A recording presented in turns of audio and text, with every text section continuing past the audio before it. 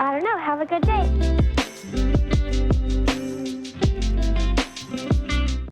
Hello everyone and welcome back. Today I have some interesting and problematic stories for you. I hope you will like it. Let's start. My ex wanted to be with me on my son's wedding. My son is 22, my daughter is 18. 6 years ago, my daughter caught my wife with another man. She told her brother, who understood what she had witnessed, and they both came and told me. I verified that it was true and I divorced my wife. During the divorce hearing, both of them expressed a desire to stay with me, so I was given primary custody with her getting 1 week a month. She moved in with the other guy.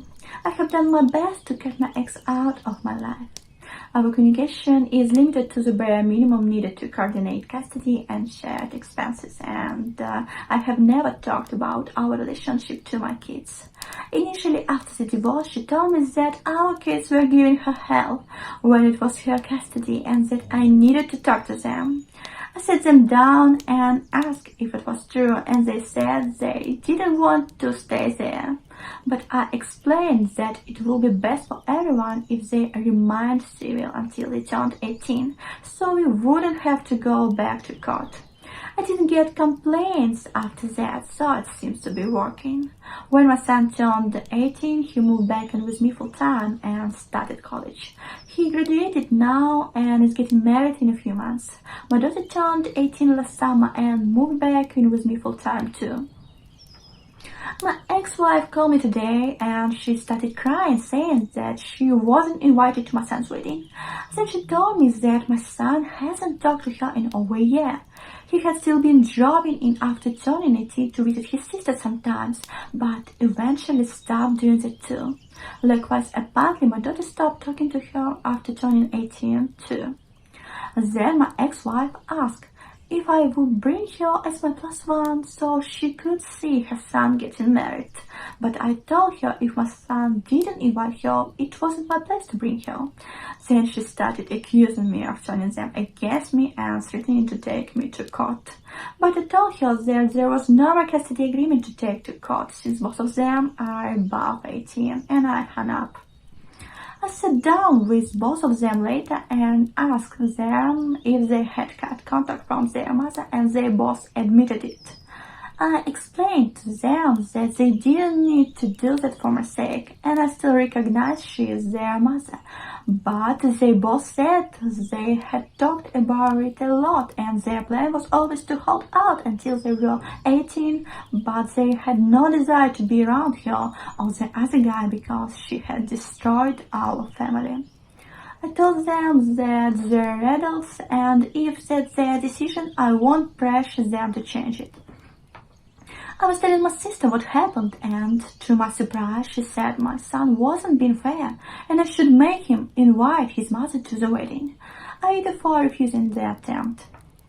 This is your son's wedding. He decides who can attend. You can only ask your son if he is sure that he doesn't want his mother to come to the wedding, that's all. I can understand your son. He is offended by his mother. She destroyed your family. It's enough to cut her out of the wedding invitation and cut her out of his life. Next story. I told my nephew that I have no problem making him homeless. My sister and nephew live in the apartment over my garage. I charge her rent every month, but then I use the money to pay her utilities and buy their groceries. I have no other way of making sure that they have a place over their heads and food to eat. Lately, my nephew has been acting up. He was suspended from school. He has been bringing friends to the apartment and making noise late into the night. I have had to deal with the cops a few times over his behavior. My sister can't or will not control him. His mother is not in the picture. I'm just done. My sister and I are all the family he has. So I sat him down while my sister was at work, and I showed him the paperwork for terminating their tenancy and then evicting them. I told him that if he caused me to have to deal with the police one more time, or he was suspended again, that I will file the paperwork and they will be evicted in 30 days.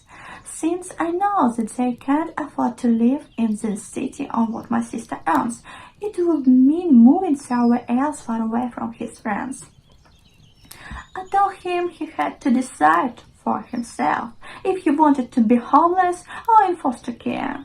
I drove him down to the homeless encampment and pointed out the complete lack of internet access and showers.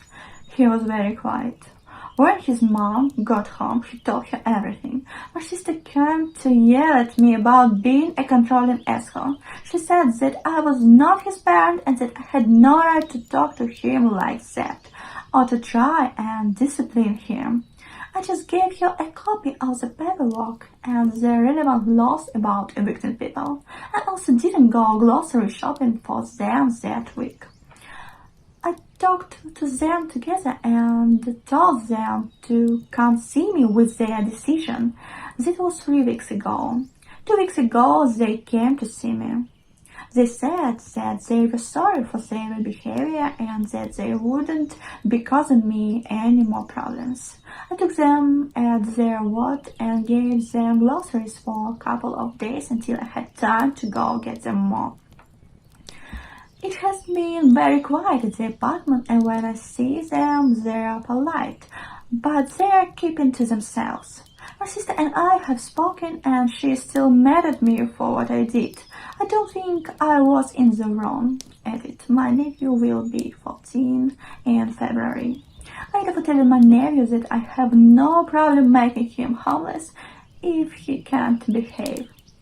It's your house and your rules. Nobody wants to get in trouble with the police. If your sister and nephew don't like your rules, they can leave. If they don't want to move, they will have to play by the rules. Everything is simple. Story time is over. Thank you for your attention and have a good one.